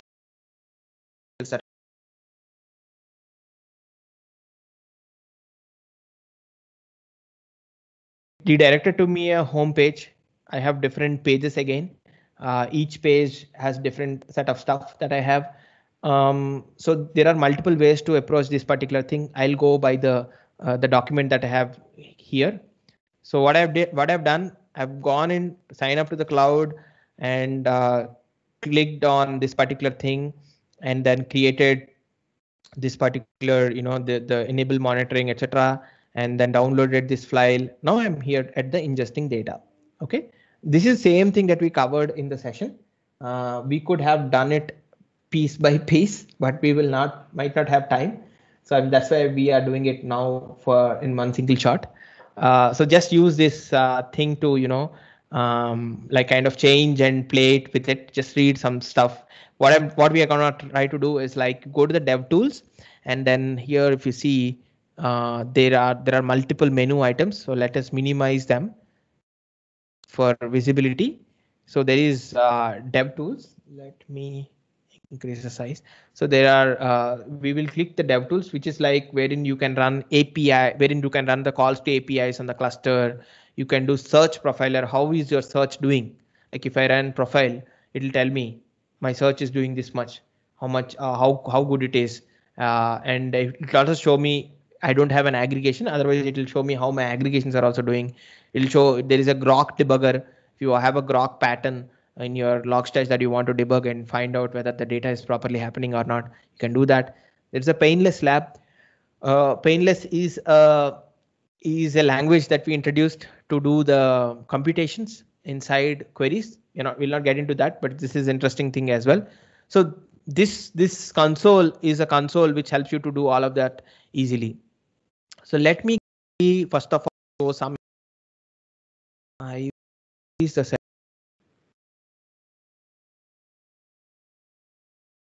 24 will be more, but let me try to see. Okay, I believe this is visible to each one of you. Okay. Right? Yes. It's visible, right? Yes. Yeah. So you are all with me, right? You are all able to grasp whatever I have told. I just spin up the cluster, created a Kibana, and did all of that, right?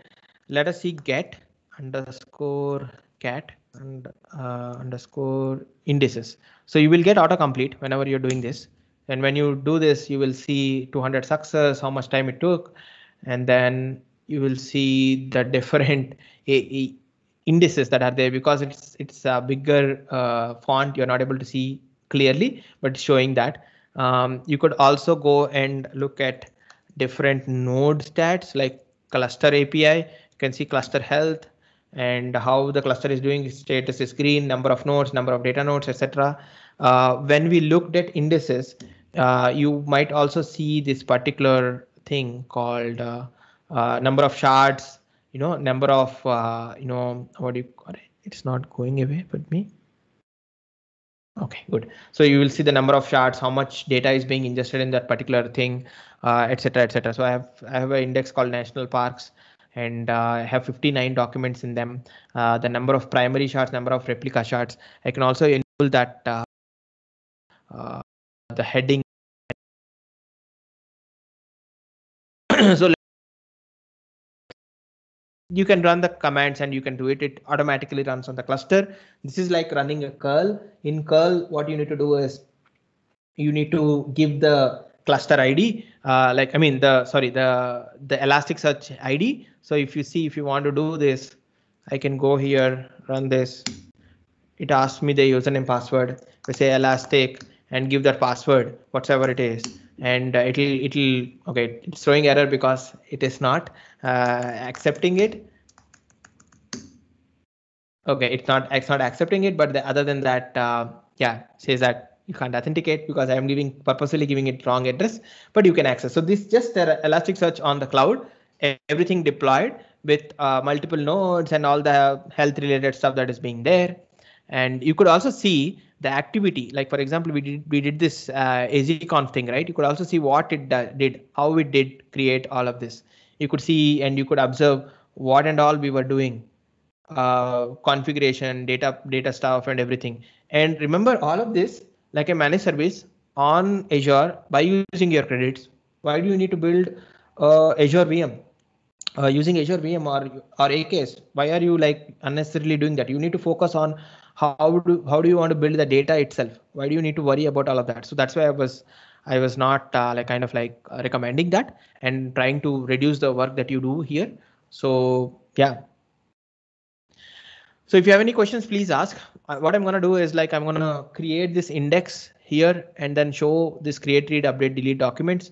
I don't know. My mouse is behaving weird, but anyway, we can take it. So here, if you see what I'm trying to do is like trying to create a document and with an index name books. So I don't have the index books here already. Index books doesn't exist. But when I put this document directly it automatically kind of creates this index plus this puts in the document. If I click this thing, it says index books, document, created one, charts, total successful. And if I want to read now, if I want to see this, let us run this itself. So, okay, B, right? So we need to find out. So it comes in here, books. I have one document, it's 10 KB, okay, 5 KB, and it says this is the index ID, primary shard, and this thing. So how do I look at the index settings? So you can do books settings. It will show the index settings, routing, allocation, number of shards, number of replicas. Okay, I can increase, decrease replicas by changing the settings of the index, creation date, epoch time, and what is a name, uniquely identified ID, version. I mean, whatever the stuff that is created, tier preference, data content. So we have some specific tiers. If it's time series, it is put into a different sort of a tier. So that's what we are looking at. So this is the you can go and look at mapping, like the mapping that we were discussing. So I didn't create a mapping. I just indexed the document. You see that first name is taken as text. I could have used something like, something else maybe. Last name is text, title is text, everything is a text here. If I use a date, maybe it will use date. But if I want to be in a different format, I need to give this mapping myself. I need to set it. You could also set strict constraints like your RDBMS system, like and not let anybody write different data into Elasticsearch as well. You can do that. You can do that configuration.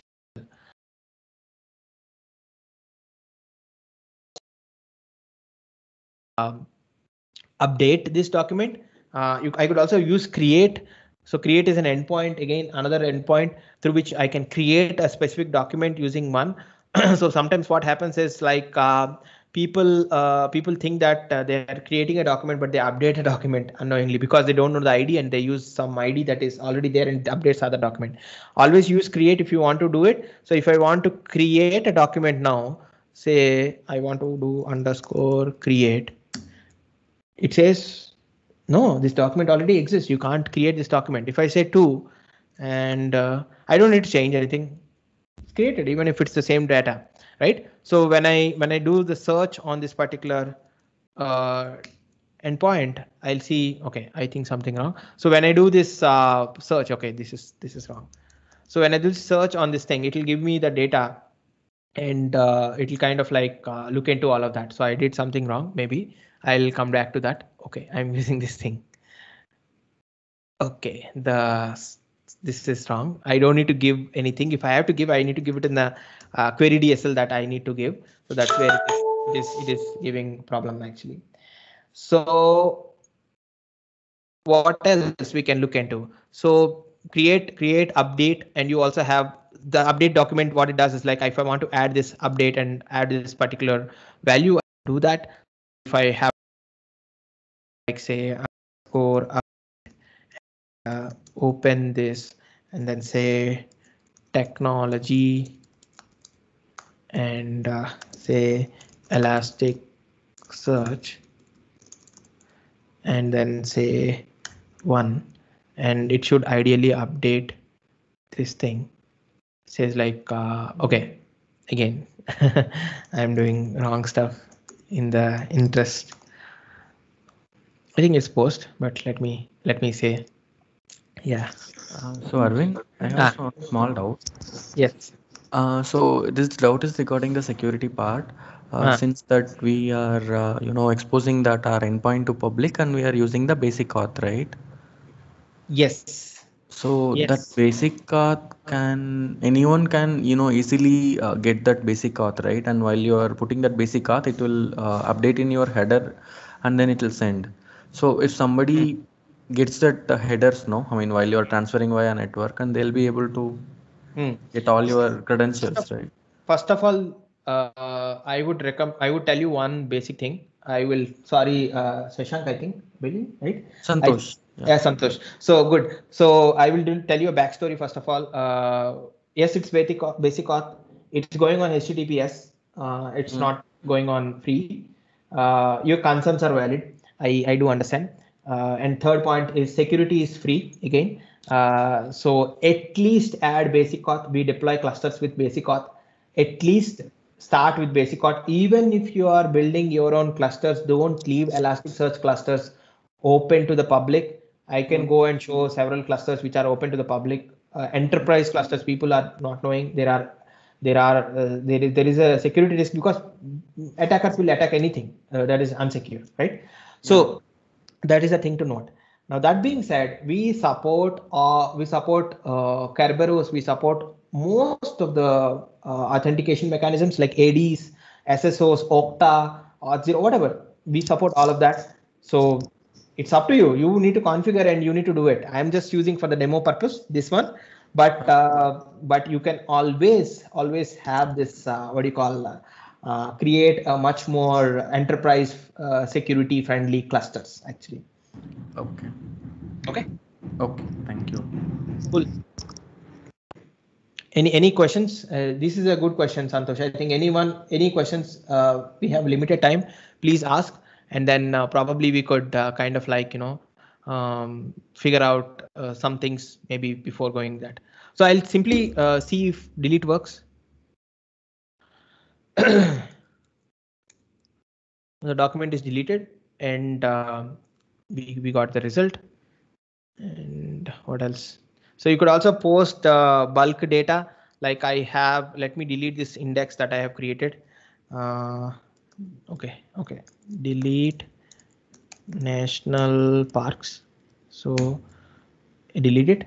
So make sure that when you're deleting data, so you ensure that that the right, if you are deleting and you are saying delete by query, that's a different sort of operation. So make sure that you do the right stuff. Just deleting like this will delete everything, the index. And that is where I will show you one more thing here. We have a user management console, like say stack monitoring user. The RBAC is also free. You can create as I can create a specific role. I can say that this role is only be able to access this particular APIs. Okay, this and run as a privilege this particular thing, or only on these indexes, or add a Kibana privilege. I can tell you what Kibana features he or she can access. Okay, whether read or so all of this is free. All of this is there in the cloud as well as on-prem. So make sure that you use this, leverage the security features. Don't leave the clusters open. It is a huge security risk. You could also create spaces. Suppose if you have multiple teams and they are using Kibana, you can create separate spaces for them. And when they are logging in, they will be, if they are allowed to only one space, they will be routed to that space. If you give that space to everyone, like say manager, I have access to everything, then like you can create all the spaces can be accessible. So it will be shown and then you can click onto that. So all of this is possible. Okay. So where am I? I hope that I am sharing something that is interesting for you people. So any questions, please ask. So yeah, I have deleted national parks. So what I have is like I have this bulk endpoint. I'm using the same workshop document and just indexing everything there here. I'll click on send request. It will index all the data in one single shot. So whenever you are using one of these clients, right, language clients, they will be using this bulk endpoint. You have several parameters that you could use, like say wait for this amount of time and then index, and then like or push data every 5 seconds. In these clients you have this configurables that are there. You could use that actually. So right now I'm just playing out with APIs, so it's indexing all the data. And yeah, I think I also have some queries that are there. So like suppose if I want to query the data, this is the query match query that we are doing. So match and match all query are different. Match phrase query, all these are different. So match is a query which does OR, like OR logic. Match phrase which does phrase matches, right? Say Amitabh Bachchan, it will always find Amitabh Bachchan as a kind of a phrase and go it. Like like I can do such sort of match phrase and match queries are there, and there are different parameters that they are there. Minimum should match, etc., that you can look at. Then aggregations are there, like through which you will be able to find out. Say I have some data that is there here. I want to show before we leave. So go to the home, and then I have this sample data, and then in the sample data I have indexed this, these data points that I have here, and then I could view these dashboards here. Say for example, I have indexed this weblogs, and then I want to see the dashboards, and you see that I am running some queries right now on the index that I have, and this is being given. Say for example, this is the bucket query with the percentage aggregation. How do I tell that? I could go ahead and look at the inspect and say view request, right? Request response. See, this is the Elasticsearch query itself. You have aggregations, you have query, which is a bool query, which does all of that. So whenever you are using this visualization, it is underlying that it is querying some stuff. It's querying some stuff. So this is a Sankey chart. It's just a visualization put in a specific format. This is traffic chart. So you could also do that and find out by using the visualize methods, etc. Like you can go to visualize, create a visualize, and find out what query is being generated. Like say I could use lens, and then I could use category and see that how this is being worked out, and then I can look at all of this. So it's sky is your imagination, and then things whatever you want to do with the stack. I think that brings us to kind of an end to the session. Like it is never an ending, and doing Elasticsearch, in 2 hours is very, very difficult. So if you want to learn more, there are always more things. Like say I forgot to talk about SQL. You could always run the queries in SQL as well. Like see, click DevTools, confirm. I index this data, right? So now if you see here, I could search this data in a SQL query as well. Like say PostSQL, and say I'll do this, and it is coming in this format. I could also do format. Okay, is this? I could also do format is equal to txt. See, I'm doing a group by or a specific field. I can also remove that and say star. So we are trying to be everywhere, and we are trying to be like make sure that developers get the max of it. And yeah, that's it from my side. Any questions? Anything that you want? Anything that you are looking at?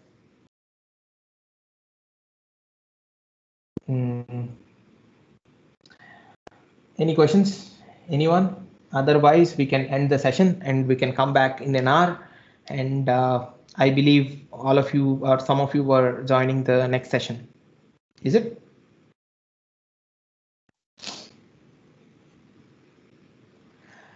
Okay, no questions. I could end the meeting and then we could have some break. Any questions till now? Keshav or people who are asking questions till now? No, Arvind. Nothing as of. I'm just clear with all the Kibana also you showed the different APIs for aggregation and so on. Things are okay. Okay, great. I think there are more trainings that are there, like free trainings, which we call as quick starts. So you could always go and learn these trainings that are there. So just leverage it, use it, and learn maximum. Then we have when we have a official YouTube channel, official Elastic YouTube community. So you could go and look at these. So you could go and like look at the meetups that we do here. We do everyday meetups, and these are recorded or streamed onto Elasticsearch. Join us. How do you do that? You can go to community.elastic.co. I'll share this link. At least you could have maybe it's noisy, maybe there is a lot of these things, so you could also go and look at these stuff. Yeah. So one thing that I want to tell you, I think thanks Ravi for reminding about SQL. We don't support joins and transactions. We might not, because like the reason being like Elasticsearch is not a per se RDBMS system, but we support most of the query types. Okay, so please remember that. Yeah. Any other questions? Feel free to ask. Arvind, one question. So you had shown data nodes and master nodes, okay, and so I had question around that. So let's say I have a lot of data and my primary use case is read intensive. So in that case, like let's say I have 3 machines and all of them have, let's say, 60 GB RAM. And I have, let's say, on each machine, I have between 30 to 50 GB of data, something like that. So can I use those same 3 machine as my data nodes and master node? Or do you recommend like we should have a different cluster for master node and a different one for data node? Like what is the recommended way? Cluster, no way. I mean, like, no way you should have a different cluster for master and data node. That's what I'm telling. All these nodes are in the same place and same cluster. You can't have a different cluster. No, sorry. I think I used the wrong word. Not by cluster, I don't mean that. I mean a like different set of machines for master and different for data, or the data node can serve as master node itself. Like in which case it can, in which case we should not. I think this is a very long like discussion, and then there are some architectural best practices that we recommend, and that is there in this webinar. Recently we did, I think last week we did a webinar with one of my colleague Animesh. So I'm just trying to search and give it to you on the same topic, exact same topic. See here. Okay. You could see this one. This is one, and the other one is the other webinar. So wherein you could go and look at these webinars to answer your specific question about master and data nodes. How much data should I have? How much RAM should I have? There are multiple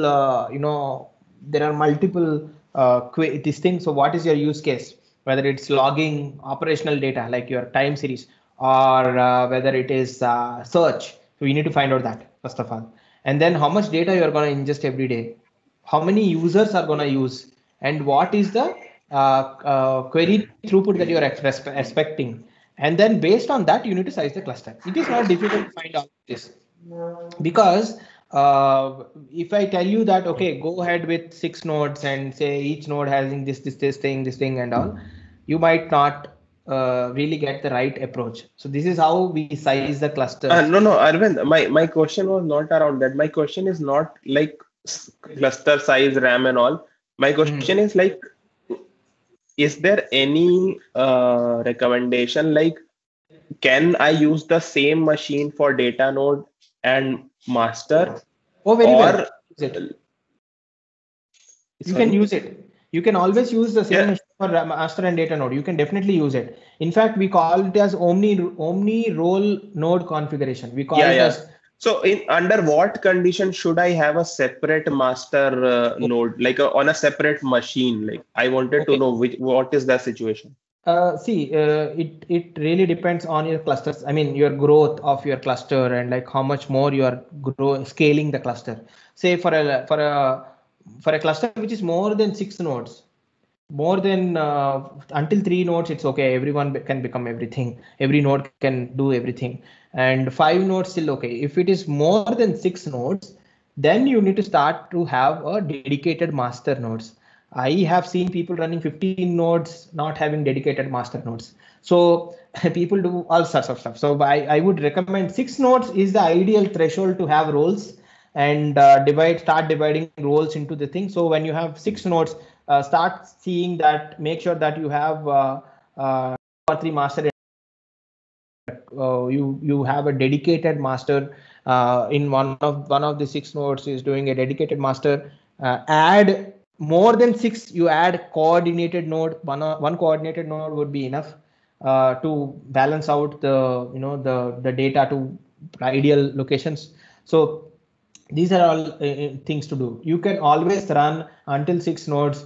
You can always run unless or until you are doing this way, wherein you have 500 TB hard disk attached to each node, and you have it doesn't scale linearly. So I'll tell you, it's a horizontally scalable machine. Elasticsearch is a distributed system. It scales this way. It's not scales this way, right? It doesn't scale that way. It's horizontally scalable. Yeah. So you keep adding more and more beefier machines, you will still get lower performance, but your data will be ingested equally. It will be balanced out. But you add a node side by side, it will increase. But if you are worried about costs on adding nodes, then what you should do is you should start doing data tiering. Not all the data is in so you take lesser expensive nodes, like nodes which have cheaper hardware, and you snapshot the data to a blob store, and like say Azure Cloud Storage or GCS or S3, and then you snapshot it to that particular place, and then you can enable searchable snapshots. You can still search the data on a cold tier, right? You can still search the data on a cold tier. You could still search the data on a warm tier. You can still search the data on a hot tier. You need to decide that. Hot tier data are powered by SSDs, and these are very highly performant machines. And warm tier is okay. Cold tier is something that you don't have. It's frozen kind of a thing. And you have frozen or some sort of a tier wherein you don't have any replicas. You're just dumping the data, but still searchable, which will give you 20 seconds or something like that. So we have a nice this thing as well recently. So I'll see if I could show that as well. Okay. So I hope that's answered your question. Yeah. Good. Thank you. Cool. I think 10 minutes passed. Thanks for attending this workshop. You have any questions? My DMs. I don't have a Azure Teams instance here, but otherwise I am available here. You can write to me on Twitter, and that is my DMs are open, so that is there. Or you could always join our Slack community, elastic.st.slack. It's a Slack group where everyone is there. You can ask. There are multiple channels, guys. I think you can ask discuss.elastic.co questions there. So up to you. Okay. Thank you for joining the session today, and thanks organizers for facilitating this. See you all soon. Thank you.